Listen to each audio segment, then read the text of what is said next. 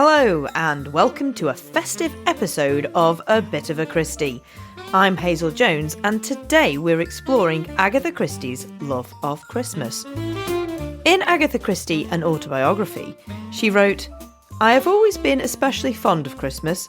I like the traditions, the tree, the presents, the turkey and plum pudding, and the snow." It's no wonder this affection shines in her stories. From cosy country houses to snowbound mysteries, Christie captured the highs and lows of an English Christmas. In Hercule Poirot's Christmas, Poirot talks about the honourable hypocrisy of the season, how families try to patch things up and act amiable under the strain of forced togetherness. It's the perfect recipe for drama and, of course, murder. And then there's the adventure of the Christmas pudding, where Poirot tackles stolen jewels and festive chaos at an old grand manor. With mischievous children and a big steaming pudding, it's as Christmassy as it gets. Agatha's own love for Christmas made it more than just a backdrop in her stories. It's practically a character in itself. She called her childhood Christmases perfect days, with a house full of cousins, stockings to open, carols to sing, and plays to perform. So, grab a mince pie and join me as we unwrap how Christie brought her love of the season into her books. Whether you're by the fire or escaping the holiday chaos, there's something here for everyone. Let's get started. Now, a special Christmas timeline from the year in which Hercule Poirot's Christmas was published, 1938. December 1938 was bitterly cold in the UK, with snow falling across much of the country, creating a memorable white Christmas, especially in the south. In fact, Redhill in Surrey saw 7 inches of snow, adding to the winter magic. The airwaves were filled with hits like Thanks for the Memory by Bob Hope and Ella Fitzgerald's cheerful A Tisket, a Tasket. People flocked to see the adventures of Robin Hood and Alexander's ragtime band at the cinema. But Europe was still reeling from the fallout of the Munich Agreement and the shocking events of Kristallnacht. The Spanish Civil War was escalating, and it had no resolution in sight. Well, that was a bleak Christmas indeed, but now let's look at some fun Christmas traditions still enjoyed around the world today. Since the 1970s, Japan has embraced a Christmas tradition where families celebrate the holiday with a festive KFC meal. This custom became so popular that it has since turned into a nationwide tradition. In the Ukraine, it's traditional to decorate Christmas trees with artificial spider webs. This custom originates from an old folk tale where a poor family couldn't afford decorations, so spiders spun webs on their tree. The webs were said to bring good luck and prosperity for the coming year. In Iceland, instead of Santa Claus, children are visited by 13 Yule lads who come to town one by one during the 13 days leading up to Christmas. Each Yule lad has a unique personality, and they leave small gifts or rotting potatoes depending on the child's behaviour. In Norway, it's believed that witches and evil spirits come out on Christmas Eve to steal brooms. As a result, people hide their brooms before the celebrations begin to prevent the witches from flying off with them. And now to the focus of our episode today, Hercule Poirot's Christmas.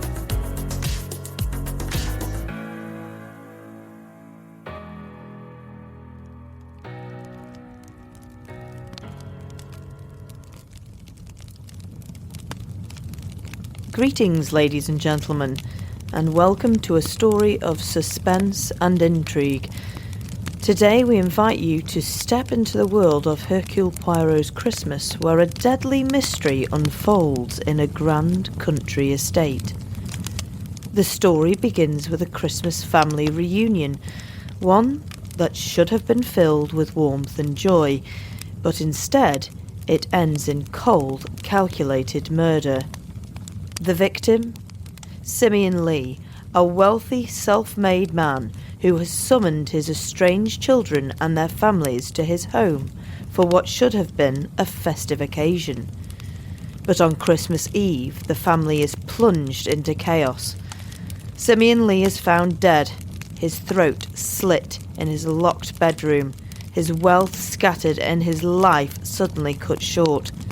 No one can explain how the killer got in or out of the room. The question now, dear listeners, is this: who killed Simeon Lee?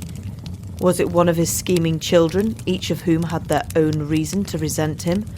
Or perhaps it was one of his distant relatives, each harbouring their own secrets? Could the murderer be someone from the household staff, desperate to escape his iron grip?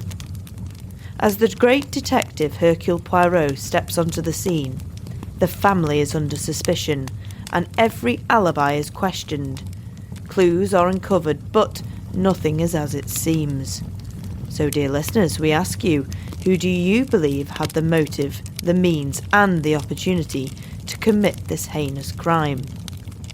Sit back, pay attention to every detail, and follow Poirot's sharp mind as he unravels the mystery. And remember, the murderer could be closer than you think. Now, let's examine the alibis. Who was where when Simeon Lee met his death?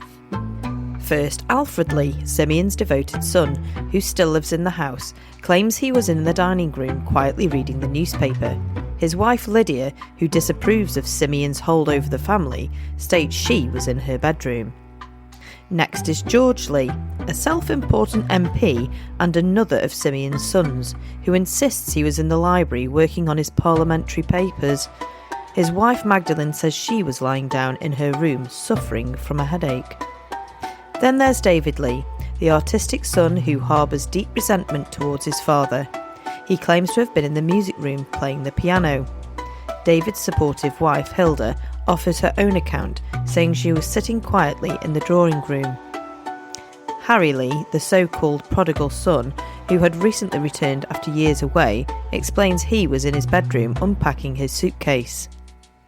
As for Pilar Estravados, the young woman introduced as Simeon's granddaughter, though in reality she may not be closely related to the family, claims she was in the drawing room looking at old family photographs. Finally, we have Tresillian, the elderly and loyal butler who has served the Lee family for decades. He states that at the time he was attending to his usual duties downstairs. And then there's Superintendent Sugden. He had been visiting Simeon Lee that evening on a pre-arranged matter. His departure could be crucial. Did he miss something? Or is he simply another piece in this complex puzzle? And so, with the scene set and each alibi declared, we are left to question whose story will hold and who has something to hide.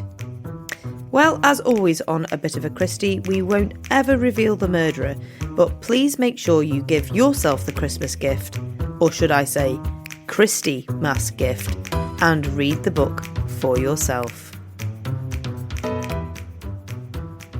Sophie Hannah began writing Hercule Poirot novels back in 2014, and her latest Hercule Poirot's Silent Night is a Christmas-themed story that has become a UK #1 bestseller. I'm delighted to share that earlier this year, Sophie joined us on the show to talk all things writing.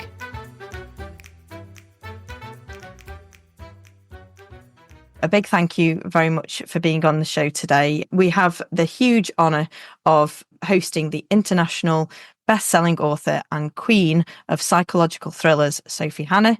Beyond her fiction, Sophie is the founder of the Dream Author Coaching Programme and is passionate about helping other people to achieve their creative potential.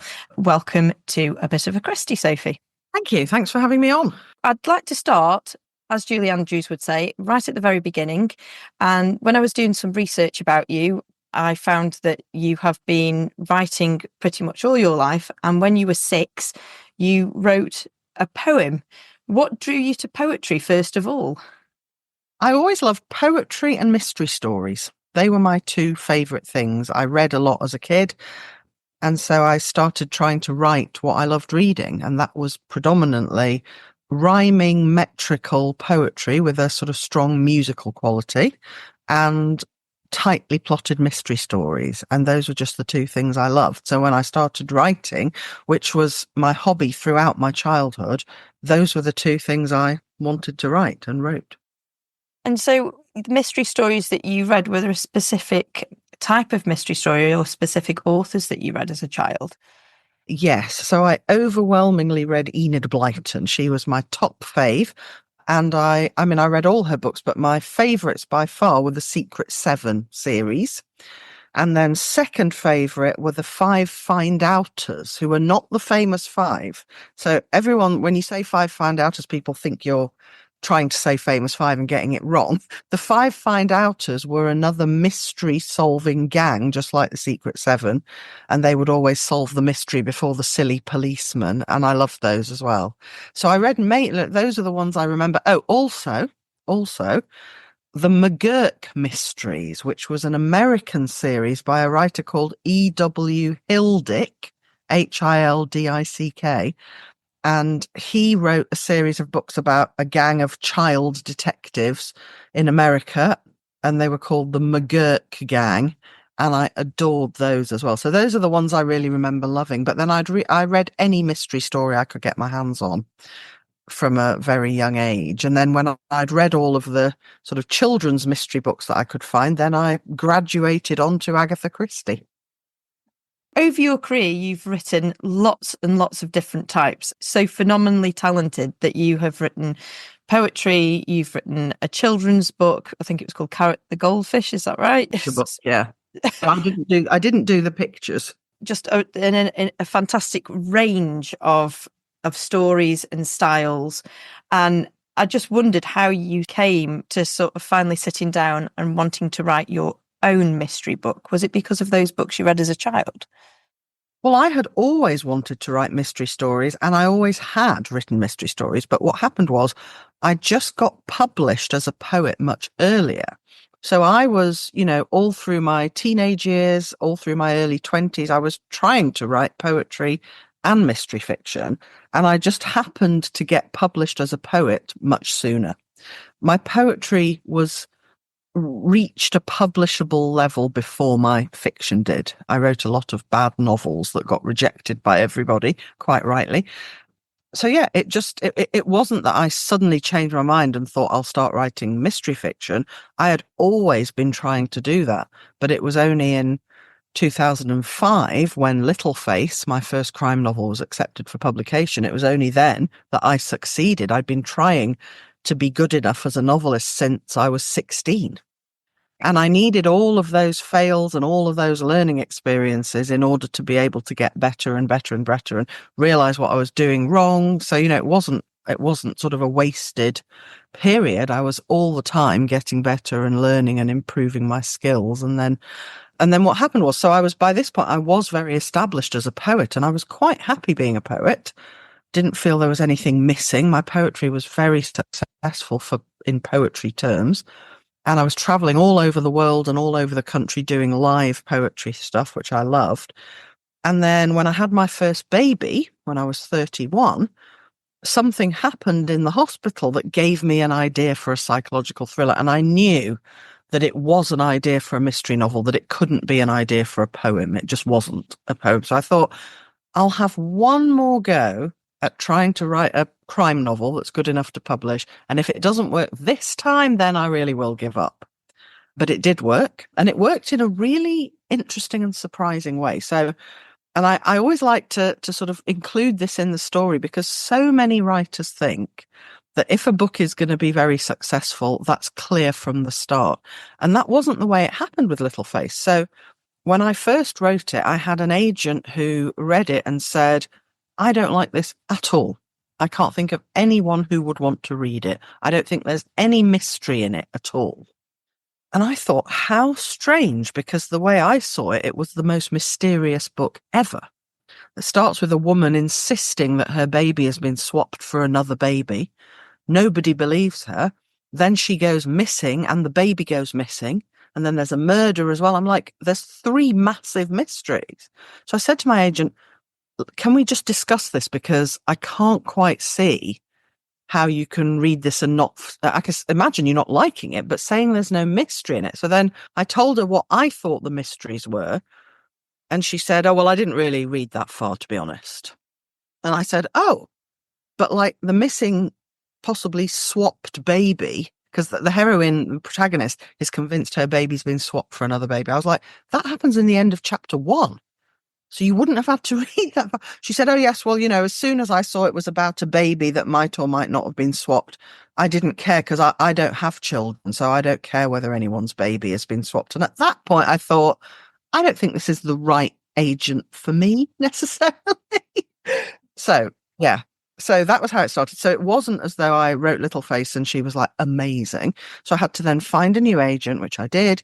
Then my new agent sent the book out to 8 editors at the big commercial publishing houses, and 7 of them rejected it. And they all said, we like this, we like that, but we don't know how we'd sell it because it's too plotty and kind of mystery focused to be literary, but it's too well written to be commercial. And I didn't really understand that. But anyway, then the 8th publisher was Hodder and Stoughton. They loved it. They wanted to publish it. I was over the moon because, you only need one, and they seemed to be a brilliant one. But I remember at the first meeting with my editor, she said, listen, this book is quite literary. It's quite sophisticated. It's quite sort of complex. It's not going to be a runaway bestseller. So don't expect that. We'll do really well to sell like maximum probably 10,000 copies, but that'll be great. And we'll build you up gradually. And I was like, yeah, no problem. Like, I was thrilled by that possibility. So then the book came out. I was thinking, if I'm lucky, I'll sell 10,000 copies. And the book just took off. And there was no marketing budget, no marketing spend, but it took off because I was lucky enough to get really a lot of very, very good reviews in good newspapers. And then word of mouth started to happen in the way that you can never really plan for that. I just got very lucky. Word of mouth started up. And then before I knew it, it had sold 40,000, 50,000, 60,000. And then after it had been out for about 4 months, we had a sort of little celebration at the publishers. And I was like, isn't this incredible? Like, we'd have been thrilled to sell 10,000 copies and look what's happening. And it took off in such a massive way that all over the world, international publishers were contacting my agent and saying, have you got anything else like Little Face by Sophie Hannah? And it was just so weird. So that book really succeeded in a massive way. It was published in something like 40 countries. It was a bestseller in a good few of them. And so that was how it all started. So I got very, very lucky because the book could have been exactly as good, wherever it is on the brilliant to terrible Richter scale, it could have been exactly at that same level and the word of mouth could have not happened. So I was very, very lucky that happened to me. And indeed, it actually ended up, didn't it, in the Sunday Times best crime novels since 1945 list, which is, when you think about how much brilliant crime fiction has been written, and the fact that you made it into that list, it must have just felt so amazing. Yeah. Oh no, the whole thing just felt incredible, and I was thrilled. And I also thought, I'm so glad when my agent, who didn't like the book, my original agent, she would have carried on being my agent. She didn't want to fire me. She just said, please abandon this book and write something else. And when you are not a successful novelist at all, and you've never published a crime novel before, it's so easy to think, oh, well, what do I know? I thought it had potential, but what do I know? But I remember that moment. I was sitting in my living room at the time, and I just thought, no, I am going to back my own opinion of the book, which is that there might be something wrong with it. It might need loads of edits. It did, in fact, need loads of edits, but the core mystery and solution package and the way it was done, I just thought, I'm going to back me and not her, and I'm going to decide it is brilliant, because that was how I instinctively felt. And there was a lot wrong with it. I did need to fix a few things to get it to be its best possible version. But I'm so glad I did that, because somebody else or me the less stroppy version of me might have thought, oh, well, I'll just do what she wants me to do. So I'm really, really glad, obviously, that I didn't do that. Just an amazing message out there. I think anyone that is writing or trying to write now is probably going to hear that and feel, yeah, anything is possible. Even if Sophie Hannah can be told that this fabulous book isn't quite cutting it, and she still believes in herself. This is partly why I created a coaching program for writers. I now run a coaching program called Dream Author Coaching, in which I help writers to be as happy and successful as possible. And one of the things I very often coach on is situations like this. So, for example, I've got one, I call them my dream authors. I've got one dream author who had a brilliant idea for a high concept idea for a novel. And the high concept bit is a particular twist that she wanted the novel to have.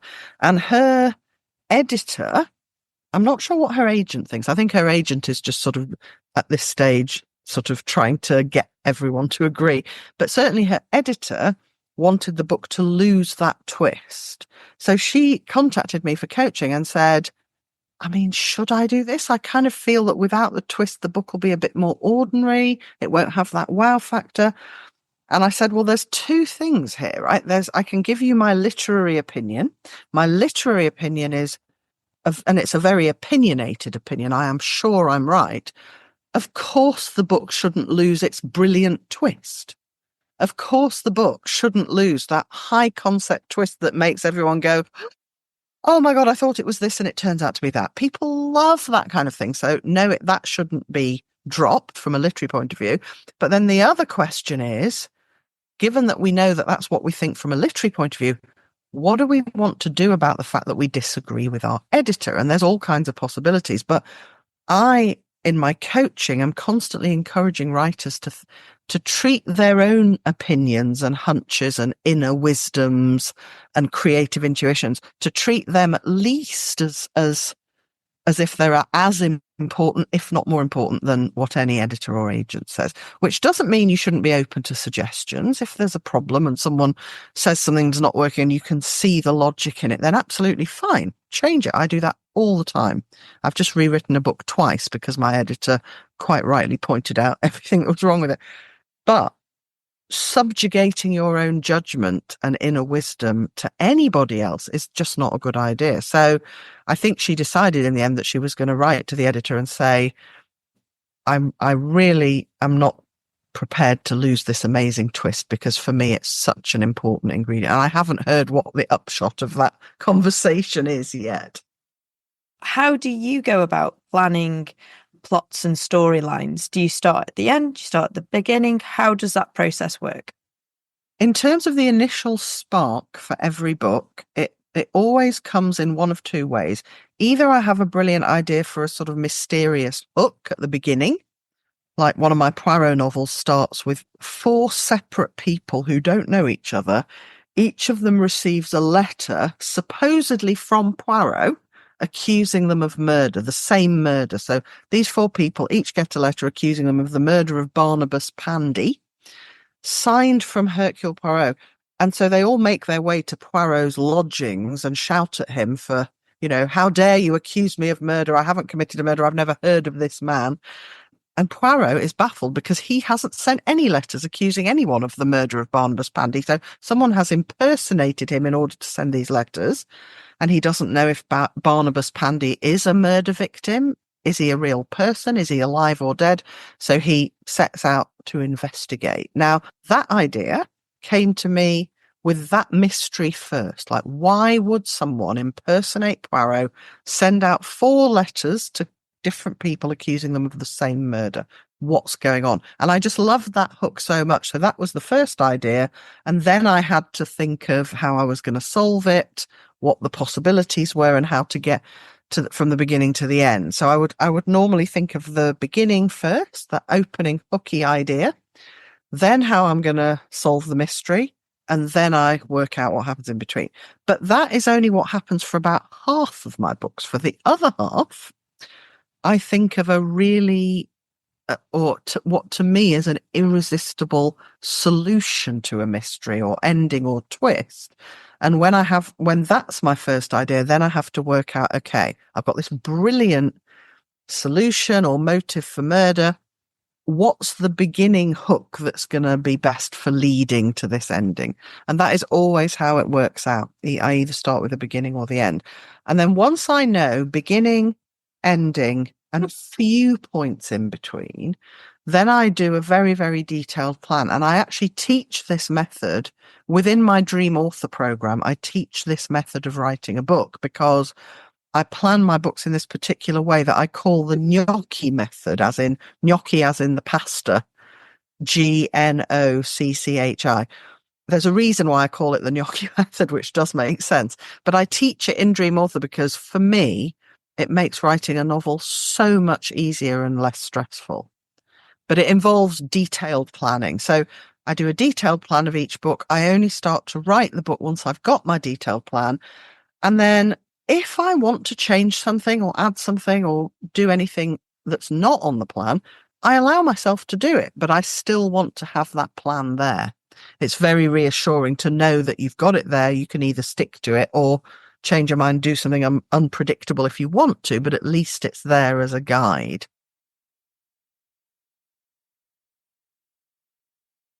You got fantastic news that you had been asked by the Christie estate to take over the writing of the new Hercule Poirot novels. How did it come about, and what were your feelings about being chosen?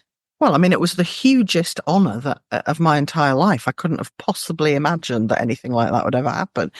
How it came about was that my agent happened to be in a meeting at HarperCollins offices at the exact time when the Christie family and estate had decided that they wanted someone to write a new Agatha Christie brand book.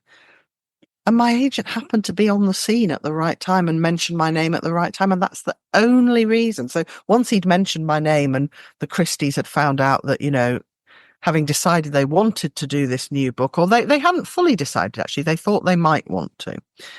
And then someone at HarperCollins said, well, we were just talking to this agent. He's got an author who he thinks would be perfect. So then we all had a meeting and we decided to go ahead. And yeah, it was a huge honour. And people said to me over and over again, isn't it just so daunting?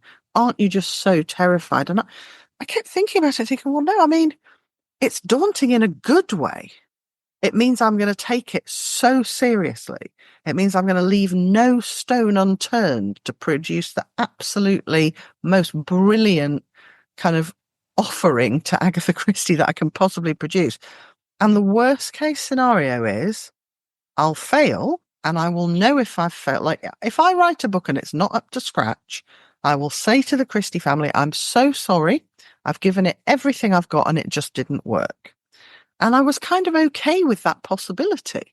So I thought, well, if I even get as far as sending them a book, that will be because I think I've written a really good book that Poirot fans might enjoy. And they were happy with that way of proceeding as well. They knew that if I delivered something that they didn't think was up to scratch, well, they definitely weren't going to publish it. So we both had that quite reassuring get out clause built in.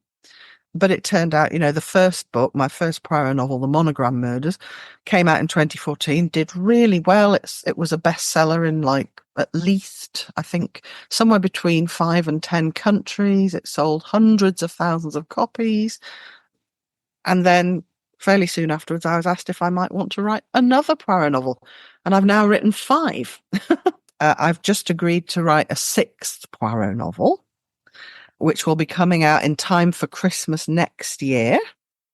I was talking this week with Bill and Teresa Pascal, and they have written a book where they review over 200 Agatha Christie adaptations, so TV and TV and film, and it's a brilliant book. And when I was speaking to them, we were talking about how some of the choices for Poirot have been criticised because they're maybe too jovial or they're not quite what people have in mind. What do you think are the key things about Hercule Poirot that you have to carry into something like that you think I'm going to carry those into my book because they're really important?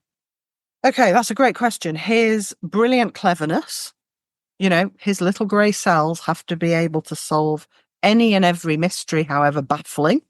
We rely on him to do that in a superhero kind of a way. He has to be, as a detective, infallible. Not as he goes along. He can make the odd silly mistake, and he often sort of ticks himself off for making mistakes. But basically, when it comes to ultimately solving the mystery, he has to be infallible. So that was the first rule I gave myself. He has to be Agatha Christie's Poirot as she created him. I did not want to change him, turn him into a different person, reveal secrets about him. I don't like it when people do continuations of beloved, famous characters and kind of change them so that the true fans go, that's not that character. So I didn't want to do that. And his other important qualities. So he's very loyal and affectionate towards his friends. He likes to give wise advice to people, particularly about their romantic lives and the sort of healthiness of their soul. Like, he doesn't want anyone to fall prey to evil and let evil impulses take hold of them.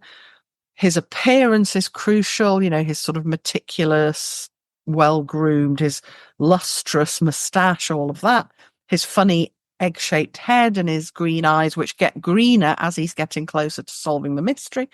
All of that. And of course, his fussiness about order and how neatness, tidiness, all of that, his sort of slight obsession with those things. And then finally, his love of sort of the good life. He loves a nice meal. He loves a nice drink.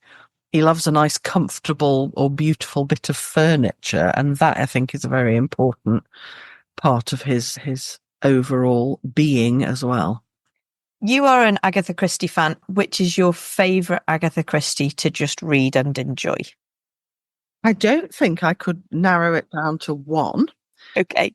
I have I have a top tier set of Agatha Christie's, and any one of them could be my favourite of any given time at any given time. So in that set would be The Hollow, Murder on the Orient Express, After the Funeral, Evil Under the Sun, Towards Zero, and The Body in the Library.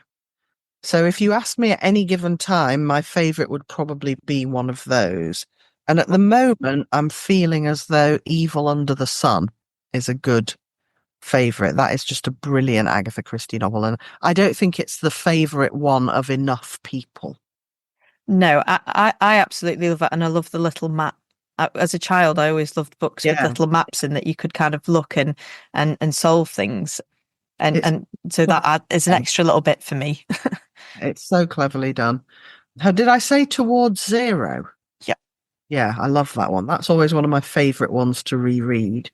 The names of your characters seem to fit their personalities so perfectly. How do you come up with their names? So for the first 3 of my Poirot novels, all the names came from a local graveyard where I used to walk my dog. And a lot of the graves were from the sort of Golden Age Christie era. So they felt period appropriate. And I never put a first name and a last name together from the same gravestone, but all the names came from Mill Road Cemetery gravestones in Cambridge. Then I ran out of Mill Road Cemetery names. So since then, I guess I've just been getting names from different sources. I have on my phone a notes file, and anytime I hear an interesting name, I put it in there, or a name I know I want to use, I put it in there. So when I've got another Poirot novel to cast, I look at my names, and I've got surnames for Poirot novels and surnames for my contemporary crime novels as well. So I draw from that information bank. In Hercule Poirot's Silent Night, there's a scene where the characters are decorating the tree, and this shows their personality. How do you come up with ideas like that, and how do you make sure that the characters are true to who you want them to be? By the time I get to the writing of the scenes, any scenes, because I've done this detailed planning stage, I just know the characters so well. So it doesn't feel, obviously writing a book feels very difficult. Every day when you sit down to write, you're aware, very painfully aware, that you're about to do some difficult stuff when you could just be lying on the couch watching Netflix. And then if you're like me, you get in a bit of a strop about why you've chosen this life that involves constantly doing difficult things. But I'd say writing the scenes involving particular characters so that their character is revealed by what they do isn't that difficult because you know them so well. So just as you know your family well, you know that at dinner you might be talking about who's going to sit where, but everyone will be being very much themselves. It's just, I think it's that. So the characters in every scene are being very much themselves, and it's easy for me to write that, or at least as easy as it is to write anything else, because I know them so well, because I've done so much thinking and planning and creating it at the earlier stage. So I've got two more questions for you. One of the questions is from me and one is from my wife, who is an English teacher. Okay. So I'll ask my one first and then I'll ask hers. I know you have been writing some other books, and one that you were saying that you kind of had to write and rewrite. What other books can we look forward to from you, Sophie? Well, I'll tell you about the next three. So the next book I'm going to publish is called No One Would Do What the Lamberts Have Done. And it's about a family that does the unthinkable. That's all I'm saying at this stage. It's about an ordinary family that does something very extraordinary. And that's called No One Would Do What the Lamberts Have Done. It's out in June next year. Then in October, late October next year, my sixth Poirot novel will be published. And then in January 2026, I'm publishing another psychological thriller, which is called The Opposite of Murder. And that will be a contemporary crime novel, the latest in my Simon and Charlie series. And that is a series that actually feels more like lots of standalone novels, but the police detective characters are the same in each book. But otherwise, each book is a kind of completely unique to itself thing. So that's The Opposite of Murder. That's the one I've rewritten 3 times, and that's coming out in January 2026. And then I'm also going to be doing a lot of promoting of a book I actually published last year called The Double Best Method. And that is a self-help book I wrote. And I think it's one of the best things I've ever written, because it's a book about a decision-making method that I invented. And it is the best decision-making method in the world ever. And it sounds like an extreme claim, but I keep saying to everyone, I've invented the best decision-making method ever. Try it and you'll see how brilliant it is. It's completely foolproof, completely infallible. It works for every decision, every person. You just have to do all the stages of the process. So that's the Double Best Method. And I'm going to be doing a lot of promoting of that. And I'm going to be doing a lot of promoting of my murder mystery musical. I wrote a murder mystery musical along with a friend of mine who's a musician called Annette Armitage. It was then made into a movie with a very talented cast by director and filmmaker Martin Tott. And that is now an actual movie in the world. It's on Amazon Prime. It's on Apple TV Plus. You can actually watch it. I love just going to the Amazon and Apple screens and seeing the picture of it there next to like what I think of as like real movies, even though it is a real movie. But I'm like, look, there it is next to a Hollywood movie. And it's not a Hollywood movie. It's an independent, very kind of quintessentially English murder mystery. Imagine Agatha Christie's The Mousetrap, but with 10 catchy songs. That's kind of where we are. But yeah, that is available for anyone who wants to watch, and it's called The Mystery of Mr. E. And it is. I've watched it, guys. I can vouch for it. It's brilliant. Oh, thank you. I didn't know you'd watched it. I have watched it. It came recommended by Jackie Barrow, one of your dream authors. And so when I was researching for you, I was watching all the interviews that you'd done. And Jackie said, you've got to watch this. So I was watching Mystery of Mystery and reading your books and everything. So yes, you have Jackie to thank for that recommendation. The last question is a question from my lovely wife, Laura, who is an English teacher. And she said to ask you this. Currently, the curriculum and assessment is under review, which may mean that they change the set texts for English. Of the works you studied at school, which has had the greatest impact on you as a child reading at school a set text? Which one do you think is absolutely brilliant and they shouldn't get rid of? I was so lucky. So I'm old enough to have been to school when O-levels were still a thing. And I was so lucky because my set texts for English O-level were Julius Caesar, which I fell in love with. It is still my favourite Shakespeare play by far. The poetry of John Betjeman, which I also loved, rhyming metrical poetry, humour, loved that. And the novel Jane Eyre, which is obviously a great masterpiece. So I just loved all of them. I was so lucky. And then my children obviously have done English GCSE, and I had sort of mixed views. So I know that one of them, I can't remember which one of them, possibly both of them, did Wilfred Owen's war poetry. And I was very happy about that because I think Wilfred Owen's poetry is amazing. And I believe he's no longer on the GCSE syllabus, and I am cross about that because, like, take off something else, but don't deprive people of Wilfred Owen. And I think Philip Larkin's been taken off, and I think that's not great either. I don't know what else was on, but I bet if someone had shown me that curriculum, I'd have been able to take off things that weren't Wilfred Owen or Philip Larkin.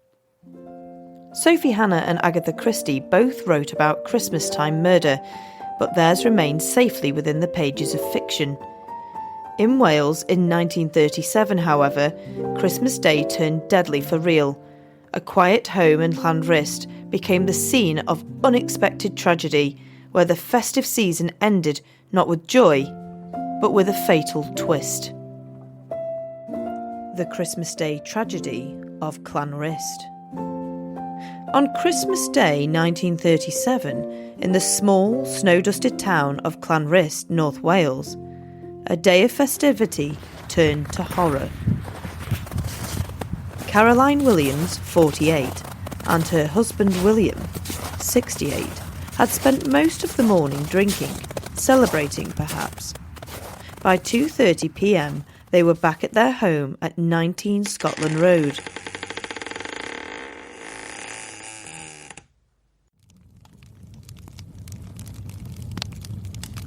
Their fire crackled and the house was still.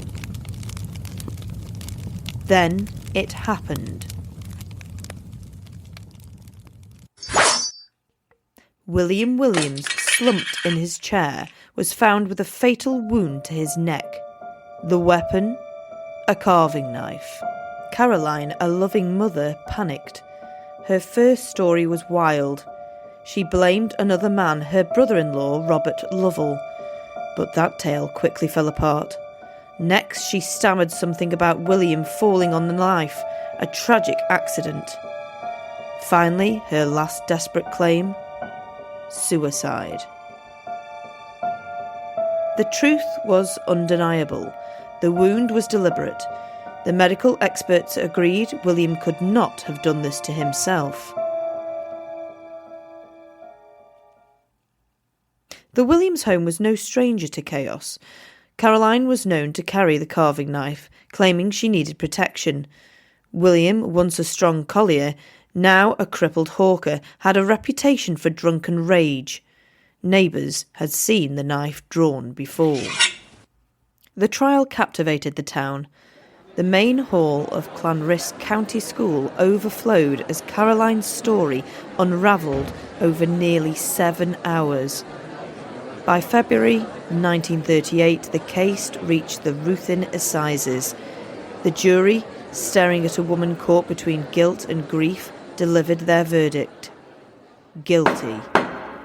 But there was mercy in their judgment. They pleaded for her life.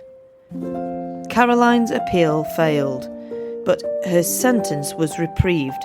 The Home Secretary intervened, commuting it to life in prison. Yet fate played its final twist. Caroline Williams, the woman sentenced to death, then life, served only 12 months before she was quietly released. The Christmas Day tragedy of Clanrist remains a haunting tale, a fatal moment of rage, a broken family, and a community left forever changed. But was Caroline Williams really the guilty party? I spoke to Steve Fielding, a true crime author who has investigated this case thoroughly. Does he believe that Caroline was really guilty? Or could it have been somebody else? So first of all, Steve, thank you very much for joining me for this interview. I really appreciate your time. No, you're welcome. You wouldn't mind, Steve, that you would just introduce yourself to the listeners, a little bit about you and your background, who you are and how you came to write the North Wales murder case book. My name's Steve Fielding. I've been writing various books on true crime since the early 90s. I run a YouTube channel called The Hangman's Record, which details every execution in Great Britain and Ireland between 1868 up to 1964. And that channel is still running now. I put a video out about once a week, once a fortnight, depending on how busy my schedule is. Because I teach part-time and I'm also a musician, and I do a lot of travelling at weekends up and down the country. Well, one of the cases in your North Wales murder case book is the case we're going to discuss today. And as this is a Christmas episode, the reason I asked you onto the show, Steve, was because you have got for us a Christmas Day murder, haven't you? I have indeed, yes. The murder of William Williams by his wife Caroline in December 1937. This story does not feature my Hangman's Record books because Caroline Williams was actually sentenced to death but reprieved. It's a snapshot of what happened in the 1920s and 30s. It's a very familiar case of family living in squalor, drink, jealousy, arguments, murder. It's got all the hallmarks of a typical 1930s domestic murder case. Caroline Williams and her husband spent Christmas Day in the local pub. They returned to their squalid house on Scotland Street in Clanrist in the afternoon, probably not to enjoy a roast turkey with all the trimmings, more likely to carry on drinking gin and bottles of ale or whatever. And during the afternoon, her husband was stabbed in the neck, and by the time a doctor arrived, had died. She was committed to the murder on Christmas Day. She was tried on the 4th of February, so barely 7 weeks after the murder, was sentenced to death. The jury took only 23 minutes to find her guilty. Robert Lovell had said, he testified at court that he'd seen her previously standing over her husband with a knife saying, "I'll stab you, you old hypocrite," that sort of thing. So, she has got form for threatening behaviour. Maybe she went a little bit too far with this. And she was taken to Manchester prison to be hanged. She appealed. Everybody after 1907 was allowed the right to appeal against her conviction, which she did. And although the appeal was turned down, it was felt that in the circumstances, it wasn't a premeditated case, and she was reprieved, sent to prison, and she served less than 2 years. She was released during the early years of the Second World War, which, it's an unusually short length of time for a reprieved murderer. But quite a lot of reprieved murderers didn't serve 2 figures. They were 7, 8 years, seemed to be the average. Have you found that Christmas time is a particularly violent time, and because of the increased alcohol that's consumed? Increased alcohol and increased confinement where people are not actually at work, so they're having to spend time together. Certainly in the 1930s, a Christmas holiday would probably just be Christmas Day and maybe Boxing Day. But people, together were maybe the other person would have been at work or out of the house, in the confines of the house, too much drink, things said, and things happen, So a murder on Christmas Day is not unusual. And the capital punishment, people were hanged on Christmas Eve, people were hanged on Boxing Day. The gallows didn't stop over Christmas. They carried on. I've got no record of any executions on Christmas Day, but pretty much every other day, Christmas Eve, Boxing Day, 27, 28, 29, 30, 31st, and the 1st, all the way through. So in the 1950s, there was someone hanged on New Year's Day. So the hangman and his assistant would spend New Year's Eve inside the condemned cell, with a little bit of bunting up, I guess. Sorry, in the not the condemned cell, in the prison quarters, while the prisoner was in the condemned cell, of course. Probably not got bunting up in his little cell, I don't think. But Caroline Williams, she escaped it, didn't she? So she was originally sentenced to hang, and then there was a reprieve where she was going to have life imprisonment, which you would think, okay, she's still getting punished here.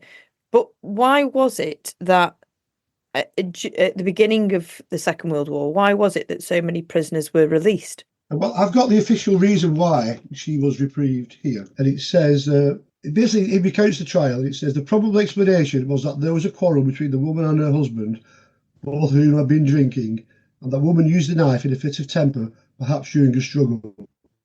The jury made a strong recommendation to mercy, and the judge, in a letter to the Secretary of State, strongly endorsed it, saying that it was the defence.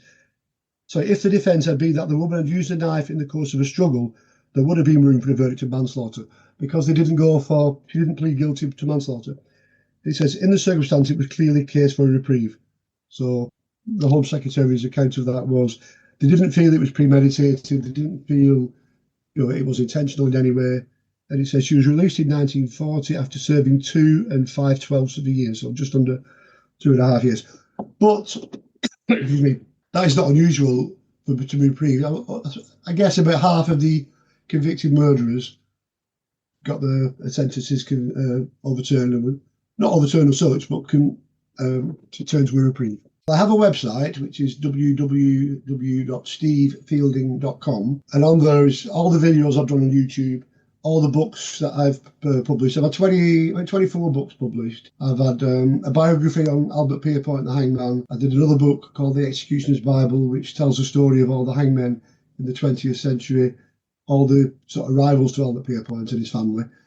I've done books on Manchester Prison, Leeds Prison, Birmingham, Liverpool, Winchester, complete records of that, all the executions at those prisons. I've done various case books, Yorkshire Case Book, North Wales Case Book. I've done Tales of Hangman's Record Volume 1, which covers the first 12 videos of the YouTube, Volume 2, which covers the next 12, and I'm a little bit out of kilter now because I'm up to 72 on the videos, but Book 3 is still on my desk in production, but it's something I've been self-publishing myself, so when I break up for my Christmas holidays in a couple of weeks, I'll be getting back to that and churning out some more paperbacks. But like I said, they're all on my website, stevefielding.com. You can order the Hangman's Record from there. You can order some of the paperbacks. A lot of my stuff is out of print, so you will have to order it second-hand from Amazon or eBay. But most of it is still available. But certainly with the Hangman's Record, if anybody's interested, if they come direct to me, because the copy's on eBay now over 100 quid, and I can do it well over half price of that. Thank you very much, Steve. That was great.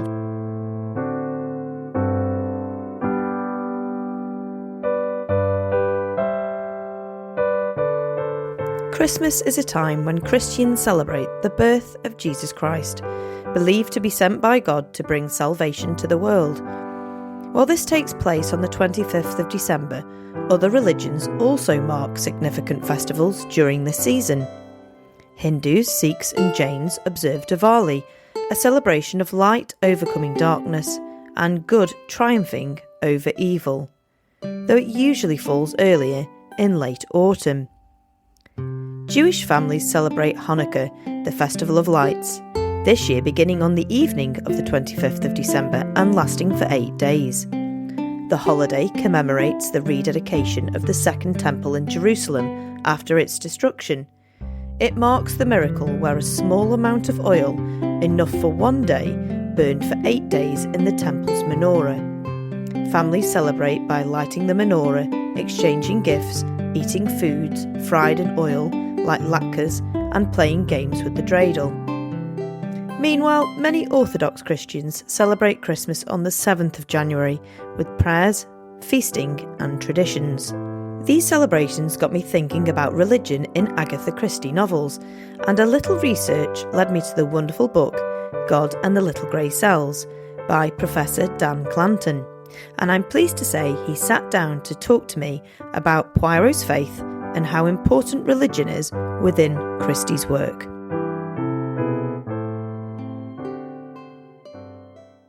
First, Dan, if I could get you to just introduce yourself for our listeners, please.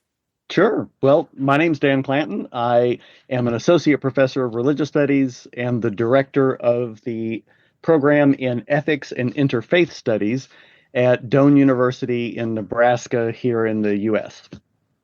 I kind of want to just get back to your book because I have received a copy and it is absolutely fantastic.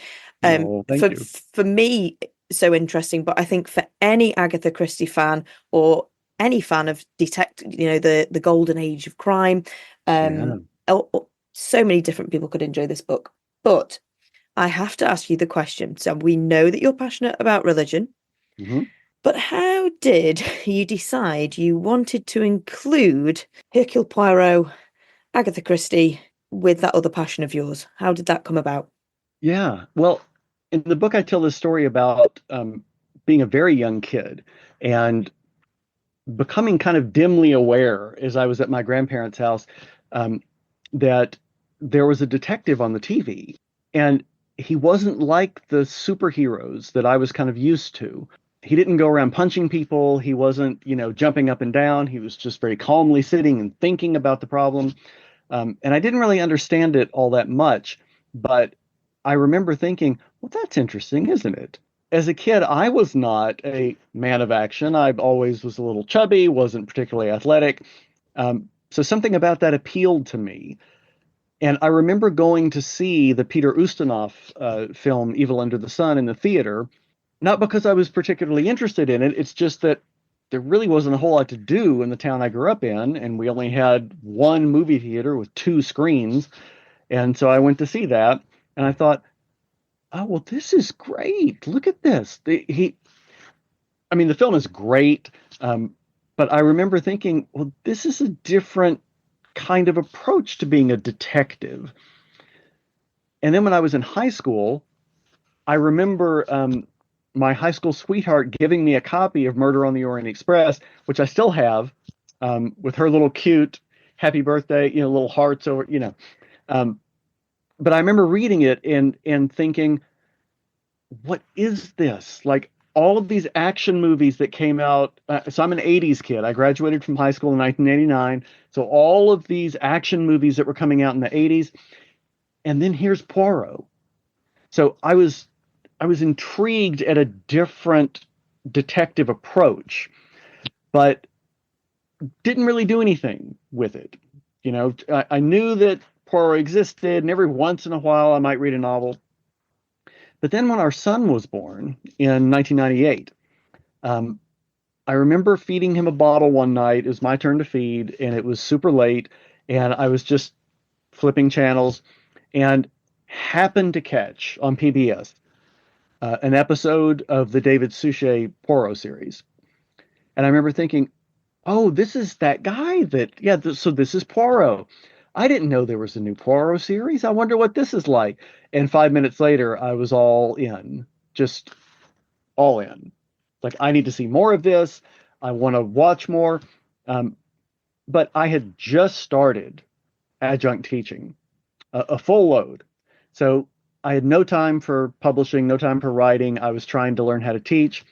And over the years, I kept watching, but didn't really think there was anything in it until 2019 or so.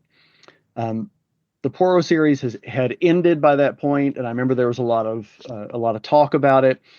And I remember thinking at that point, watching those last episodes, particularly Curtain, which I have a chapter on in the book. I remember thinking at that point, oh no, like the academic part of my brain was not going to let me just enjoy it. It was like, oh, there's a paper here. I need to watch more of this. But I was already involved with other projects and stuff. So it wasn't until 2019 that I started deliberately looking more into it and just to see, is there enough for a paper here? And I read through, reread Death on the Nile, reread Evil Under the Sun, and I thought, well, there's a lot here that I could work on with Bible. And that led to doing some conference presentations at the American Academy of Religion and Society of Biblical Literature meeting, the American Culture Association, the Popular Culture Association. And the feedback I got from the audience was really positive. And as I kept researching, I realized nobody's written on this. Like, why has no one done anything with Poirot and religion? I mean, he's a clearly religious character who was created and written by a woman who was clearly enmeshed in a Christian culture and who clearly was raised Christian, and nobody's done any work on this. It was sort of shocking to me. So I started writing a book proposal after doing a couple of these presentations and becoming convinced that there was enough there for me to work on. And I submitted that in roughly 2019 and got some positive feedback from my publisher. And then COVID, because this really was my COVID project. I say in the introduction that Poirot and Hastings and Miss Lemon and Jat, like these folks kept me company during the pandemic. And I felt in a way like I kind of owed them. So it emerged out of that long-standing interest in religion and popular culture, but also a long-standing interest and appreciation of different Poirots. We were talking there about Agatha and being brought up in Christianity. What do we know about her background in Christianity and her faith growing up?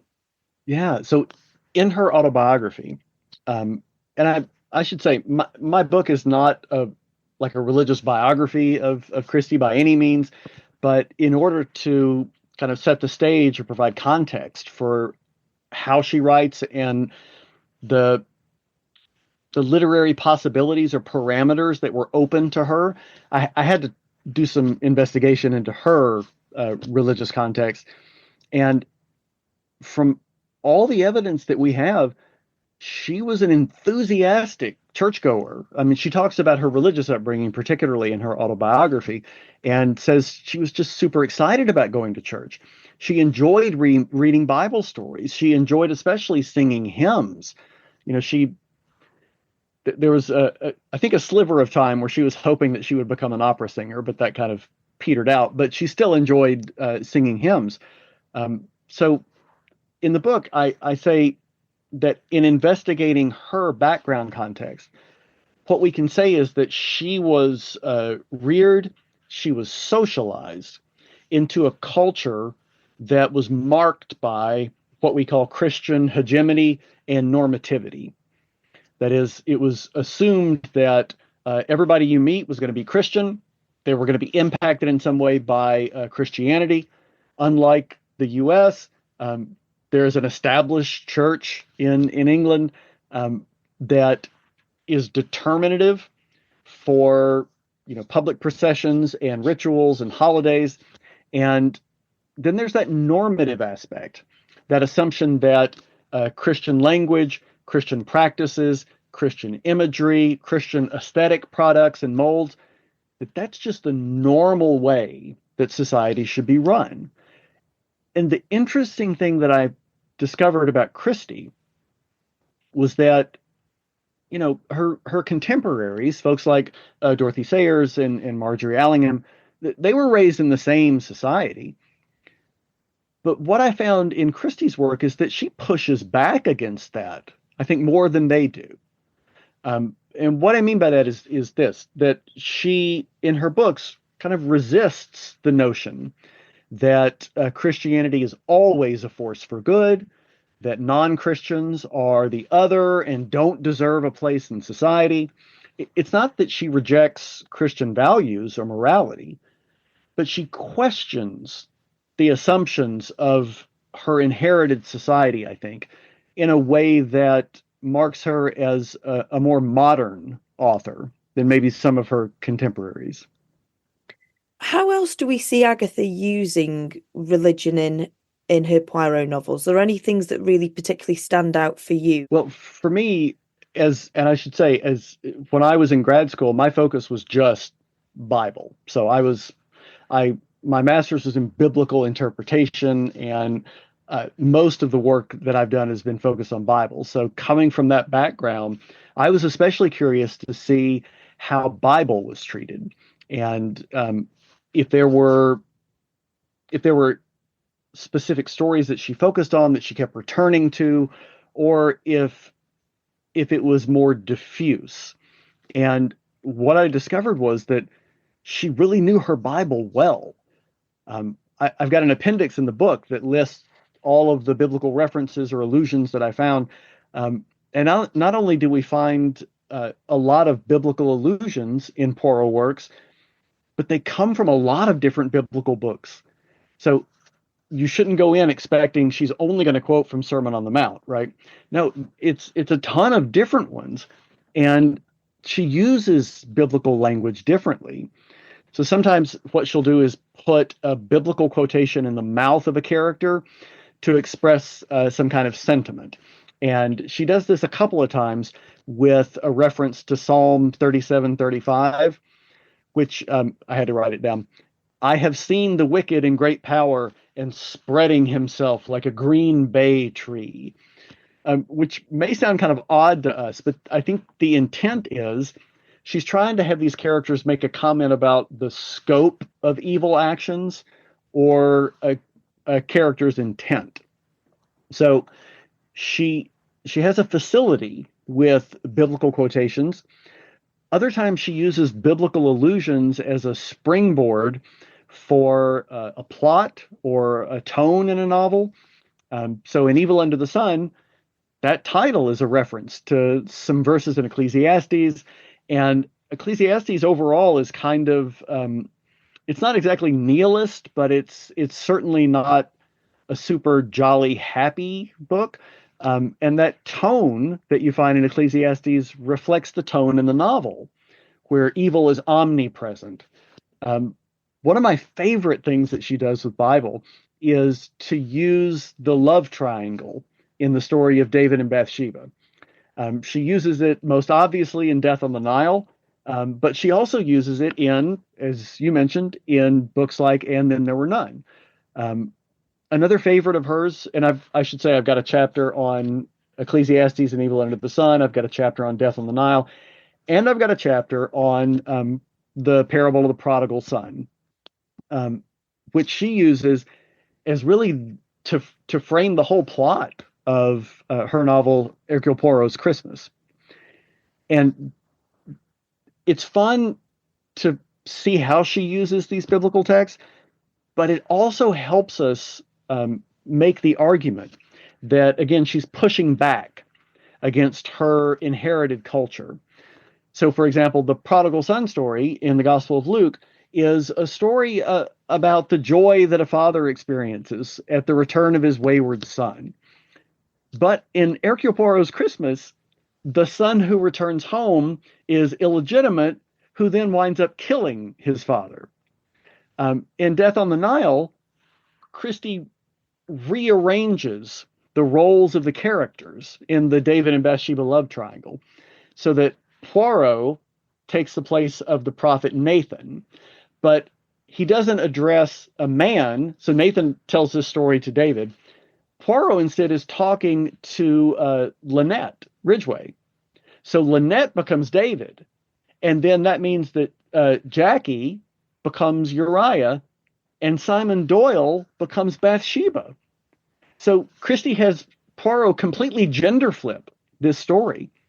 And it's this kind of playfulness, this willingness to invert the meanings of biblical stories that, again, marks Christie as pushing back against that culture and as a more modernist author.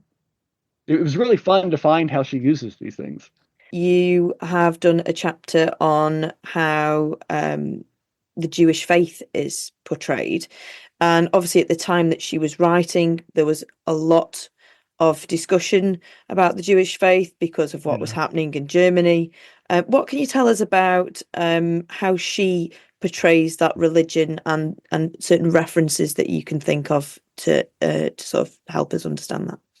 Yeah, and I mean, one of the things that, again, we need to remember is that Golden Age detective fiction isn't exactly known for what we might call its inclusive or positive portrayals of Jews. I mean, her treatment of Jews and Judaism and her treatment of all of the non-Christian cultures, it's more inclusive than other authors at the time. So in the chapter on Judaism, I talk about a couple of examples. One is in Three Act Tragedy. There's a character named Oliver Manders in that book, And there are some pretty basic Jewish stereotypes that get voiced by other characters. Like he's only interested in money. He's un-English because he's an alien Jew. That's that wandering Jew trope. He's anti-Christian, which, fine. But if you look at what happens to him at the end of the book, he winds up marrying a very proper, well-to-do, well-heeled English girl. And even Poirot approves of the marriage. So there's a sense in which that all of the borders and boundaries between Christian insiders and non-Christian others that we'd expect to see in a society marked by Christian hegemony and normativity, those boundaries are way more porous in Christie's work, I think.